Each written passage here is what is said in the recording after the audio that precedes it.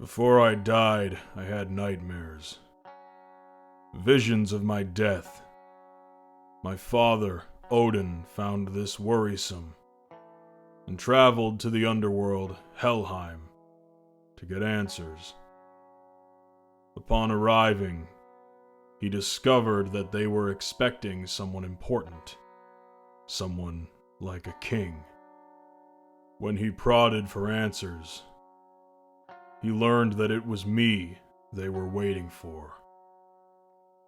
Once he returned home, my father shared his findings with my mother, who subsequently convinced all things to promise to never harm me, except mistletoe.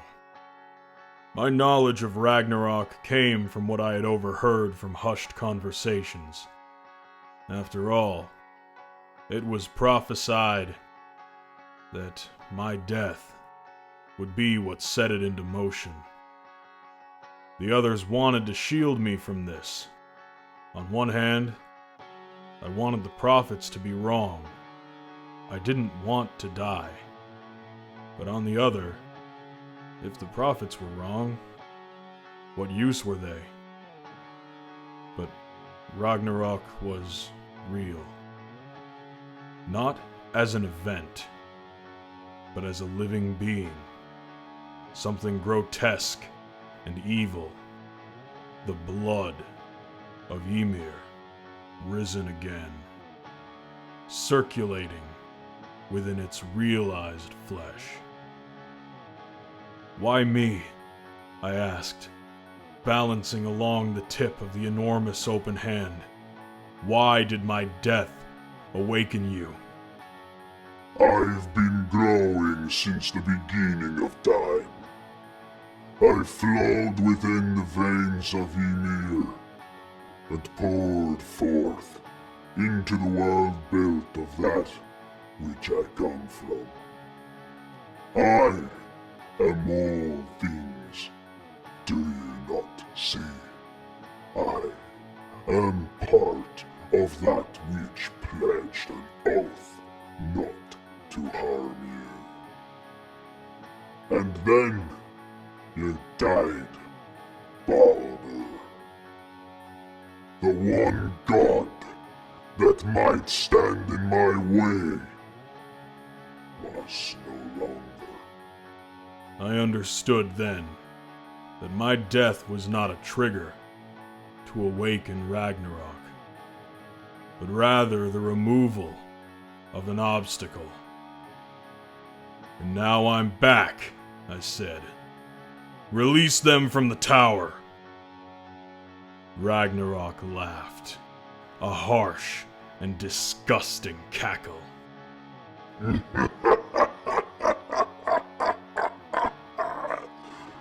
You, Baldur, are a prisoner like the others.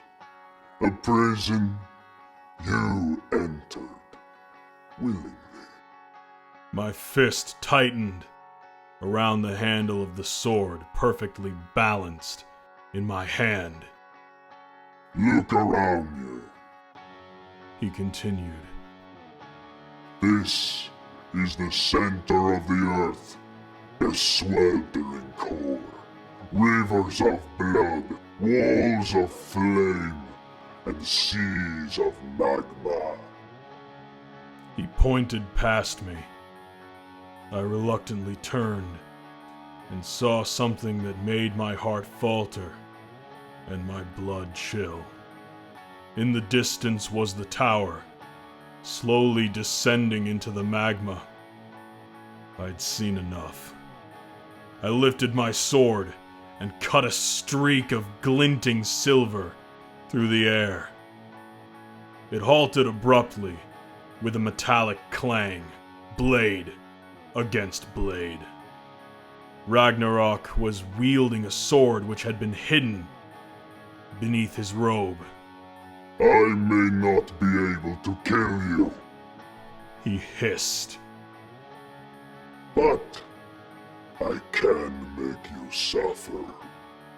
Ragnarok glided backwards and up the giant's arm, as if swept by a heavy gust, and disappeared into the blackness beneath the gargantuan hood. A tense blink of a moment passed, and from the same void spilled forth hundreds of faceless demons, scrambling towards me like a cluster of frenzied spiders. They could not harm me, but they could overwhelm me. I felt my skin crawl, perhaps a reflection of that in front of me, and promptly raised the sword above my head and sliced downwards into the giant's middle finger, upon which I stood, severing the massive digit. I rapidly plummeted alongside the amputated finger beneath a crimson shower, and slammed upright into the shore of broken bone, the crashing finger shaking the ground behind. Loki and Hel shielded their eyes from the leftover plume of bone dust as I briskly stomped towards them. I seized Loki by his throat with my empty hand and dangled him above the ground. "You built the tower, did you?" I directed his gaze to the sinking tower. "Then you tell me how to get them out." "I built it," Loki wheezed, "but I do not control it." My fingers dug deeper into his neck. I glared vengefully into his soul muscles swelling as Loki's face turned darker shades of blue. Hel placed a hand on my shoulder. "Please," she said, "leave him." I looked into her pleading eyes, the goddess of death, her glumness having shifted into something nervous and childlike. I relented and released Loki. I turned to Eden, who had become frightened at the sight of my rage. "Give Frey an apple, so that he can break from his restraints." I glanced over my shoulder at the nearing horde of demons. "Quickly! Stop!" Loki yelled to Eden, causing her to hesitate. "Ragnarok spares me because I brought him the god of peace." Loki giggled and nervously shrugged. "Peace or peace?" "Fuck that!" I held out my hand, and Eden tossed me an apple. Loki pleaded as I hurried to Frey and put the apple into his mouth. The swarm of faceless demons were stampeding towards us, nearly on us. Frey took a bite, and quickly erupted from his shackles, rejuvenated to his original form, and took the sword from my waiting hand. He was a true swordsman, and although it was not his preferred blade, he wielded it efficiently. In a single fluid motion, he wheeled around and separated a legion of faceless heads from their pale, thrashing bodies. Dodging and weaving, hacking and stabbing, Frey unleashed a flurry of flashing silver and blood. It was an insurmountable stream of demons which continually cascaded from the shadowed mouth of the behemoth, tearing down his body like frenzied insects from a devastated nest. The towering Ragnarok kept his arms angled and his palms upward, as if absorbed in spiritual communion. Absent of a weapon, I made do with my bare strength, heaving charging foes over and away, driving my fist through shattered bones, stomping those that crumpled at my feet.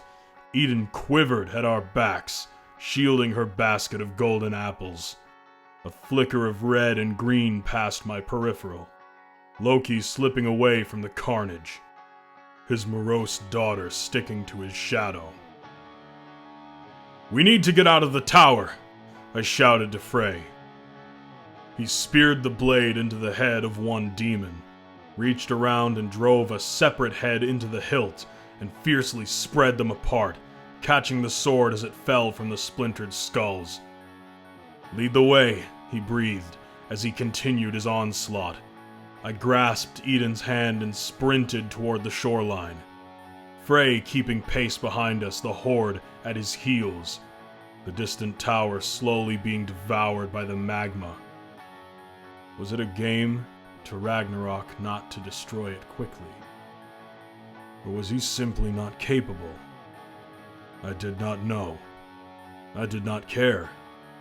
All I knew was that enough of the tower still remained for me to save those I loved. We slid to stop at the shoreline, the blistering heat clawing at Frey and Eden.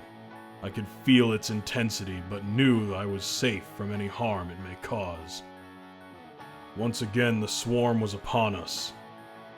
"Protect Eden," I said to Frey, and drove headfirst into the magma. I emerged sooted, but intact. A blackened layer on my skin, as if I merely swam through smoke and nothing more. I pulled and kicked, treading magma like water. The tower grew nearer. There was a sudden burst. A rising bubble ruptured that torpedoed me through the magma and back to the shoreline. I skidded to the feet of the frightened Eden, who gazed down at me, and then back to the magma. She gasped, "It is Surtur!" Frey spun around mid-battle as I sat up. Surtur tore through the magma, a hair-raising and fearsome display, his skin charred, with scalding red veins coursing through his muscles. Fire circulated within him, smoldering eyes beneath a heavy furrowed brow. We all stumbled backwards, and were quickly brought back to attention by the rabid, faceless demons desperate to tear us to shreds. Frey resumed fighting. "This is my fate, Balder," he said between swings of the blade. "I will fight Surtur." I glanced at the approaching Jotun. "But he cannot kill me." "He can distract you." I looked to Eden. She smiled and nodded. "I will stay with Frey." "You can't! The apples! We need you!" Eden placed her hand on my cheek and gently turned my gaze to the sinking tower. Its highest point was visible and descending toward the magma, more rapidly than before. The majority of the tower had become submerged. "The gods will not survive today," Eden said. I watched, aghast, broken-hearted. It was hopeless. With the tower no longer stretching outside the core, there was no way out. Not for weakened gods, frail and tired, robbed of their power. The shore quaked with Surtur's thunderous arrival.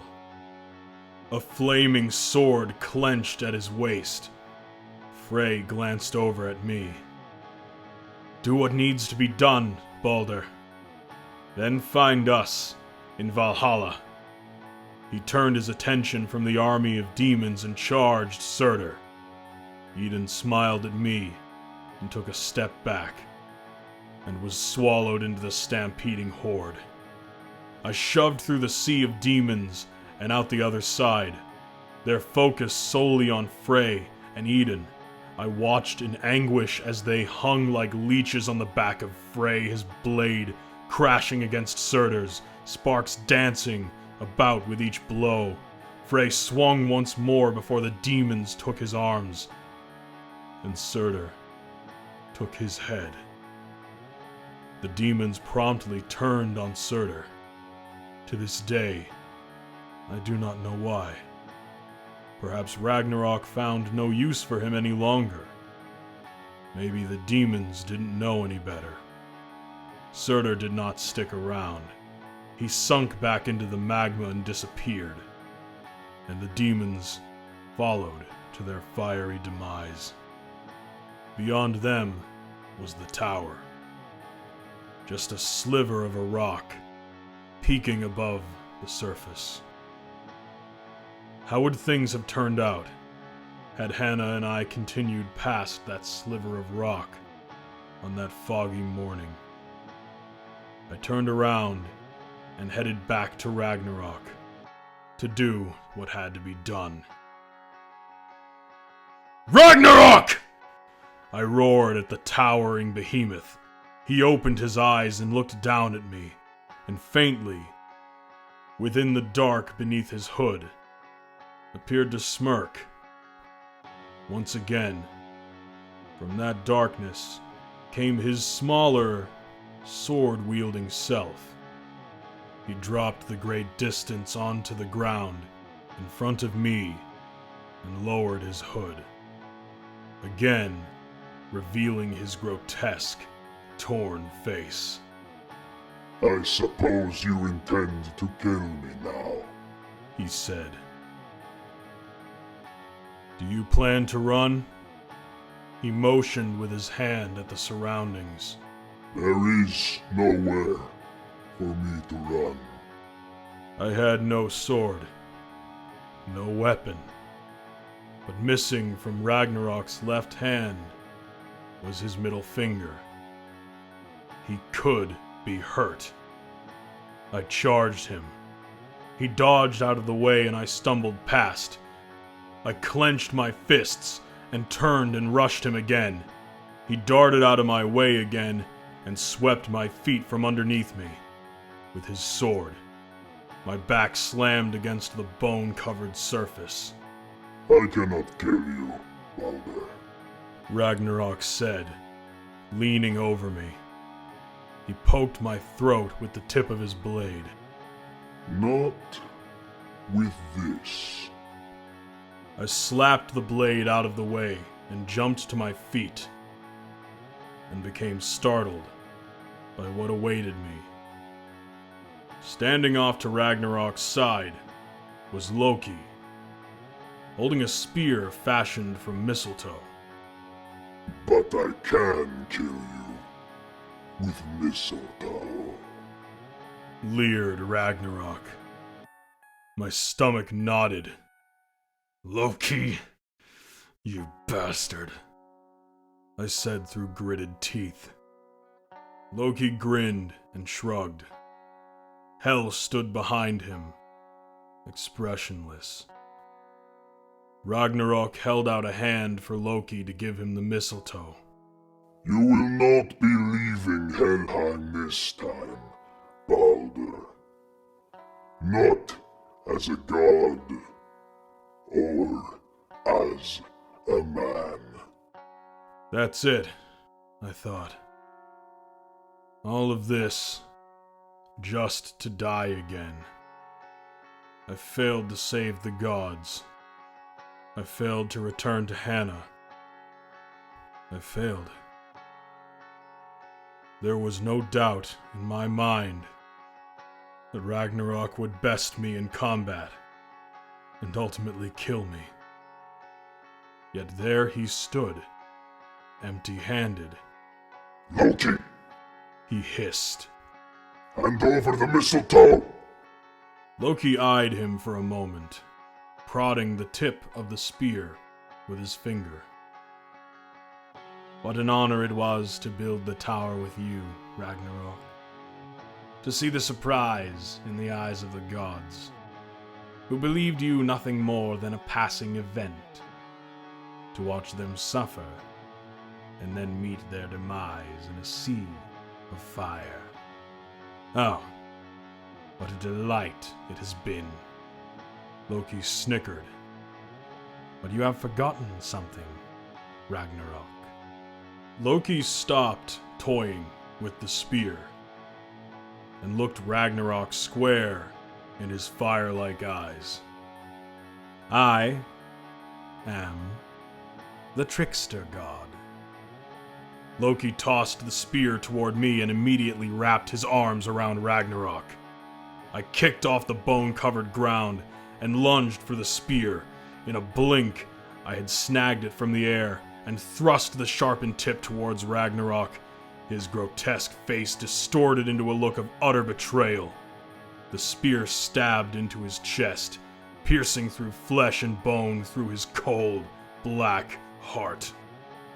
And with another forceful shove, came out the other side.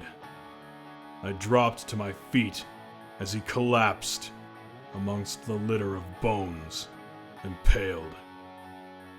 He squirmed in agony, blood spilling from his mouth. I crossed over to him and knelt down, stared into his red eyes' dwindling suns. He looked back up at me and tried to speak, but could only gurgle the pool of blood rising inside his torn mouth. I leaned closer and whispered, "I can kill you with mistletoe too." His body went still. He lay dead, upon blood and bone. The behemoth, an extension of his smaller self, joined by an invisible tether, fell backwards. We braced as he crashed to the ground, creating a thick cloud of bone dust. Beneath us shook violently. The giant quickly began to melt away, decaying into gore. Then, water. Blood of Ymir. Several quiet moments passed. No sound but the distant sizzling magma. I stared at the one prophets referred to as the doom of the gods. And they were right. My father, mother, and brothers, all dead. For those who died in battle, Valhalla awaits. For the others, Helheim. It was later that I had learned that as the tower sunk into the core, the gates opened. Thor fought his battle with Jormungandr the serpent in the water-filled chamber. Odin faced Fenrir the wolf. Neither were victorious in battle, but getting to Valhalla is its own kind of victory. There were, of course, prophecies relating to Ragnarok which were unfulfilled. Perhaps they are not so accurate after all.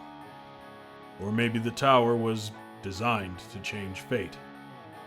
Those who weave fate, Urd, Verdandi, and Skuld, bathed in blood in the chamber beneath the blind man.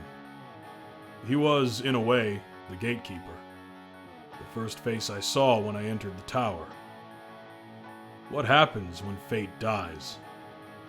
The blind man had not always been that way. In fact, as a god, he had the greatest eyesight of all. It was prophesied that during the events of Ragnarok, Heimdall and Loki would battle each other and kill each other. They would die side by side. That was the prophecy.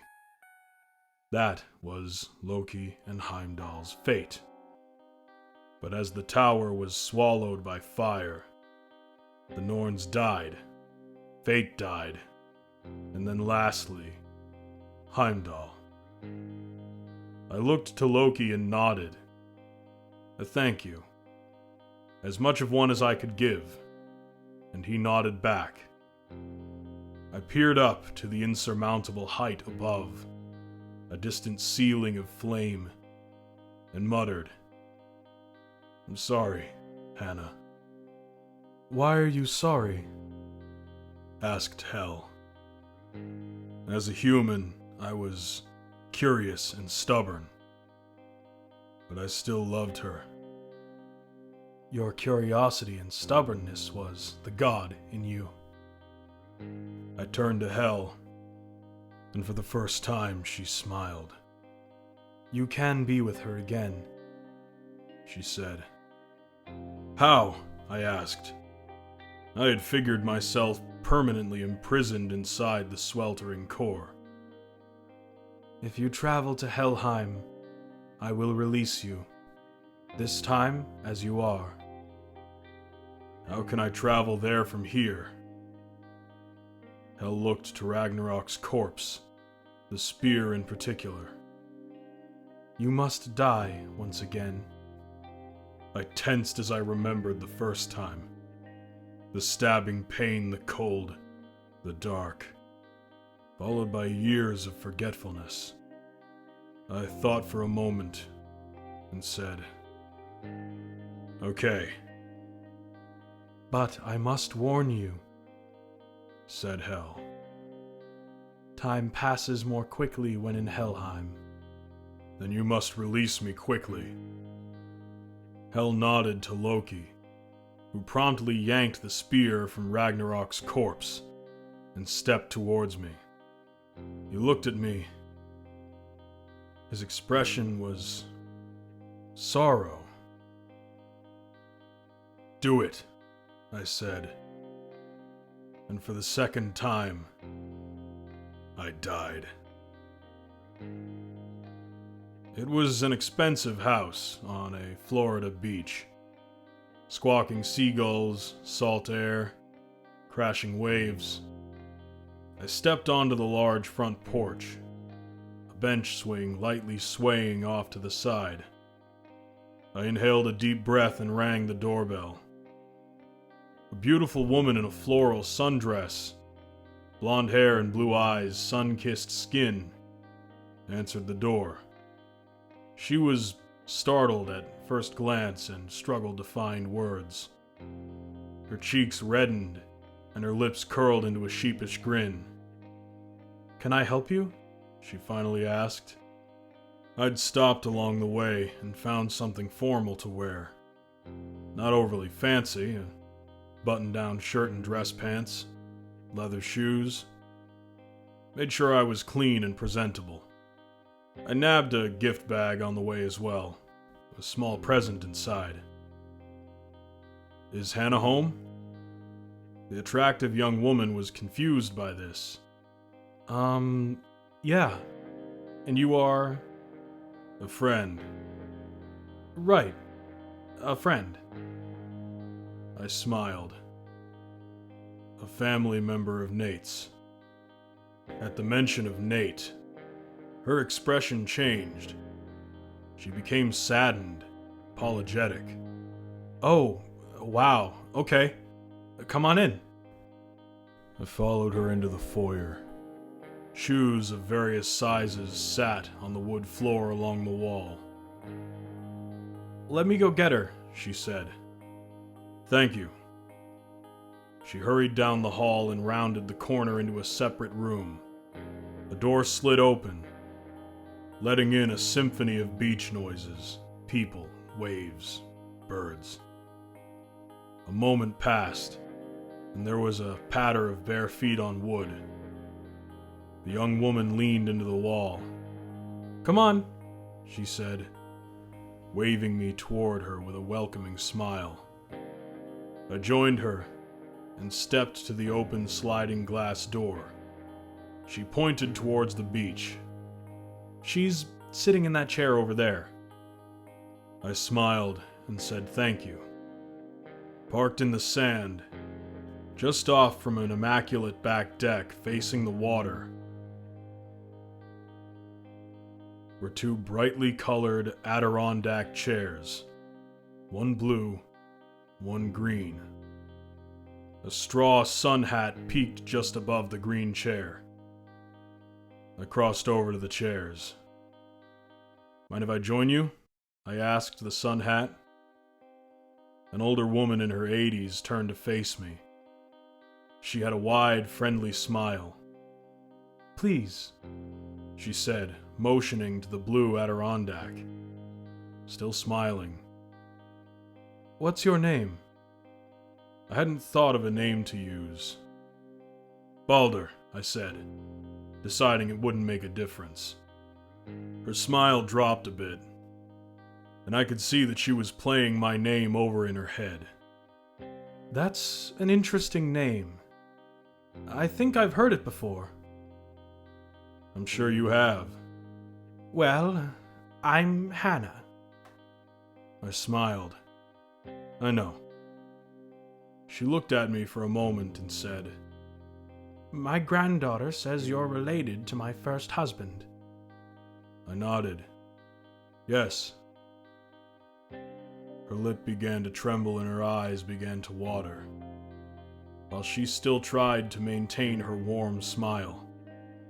I'm sorry, she apologized, and dabbed her eyes with the towel she was sitting on. It's okay, I said, tears beginning to swell in my own eyes. I lost him 56 years ago, she began. That tower, oh, you won't believe me, nobody ever does. Oh, I'll believe you. She looked at me for a moment and continued. He went into a tower we found while sailing in the North Atlantic. I tried for hours to get in and get to him, but I couldn't. I just kept pounding and pounding against it, yelling his name. I wasn't going to leave until he came out, but then it started to sink. She glanced at me again, looking for any clues that I wasn't buying into the story. I contacted the Coast Guard. Anyone who would listen. No one ever found anything. I picked a shell up off the sand and rubbed it between my fingers. I'm sorry.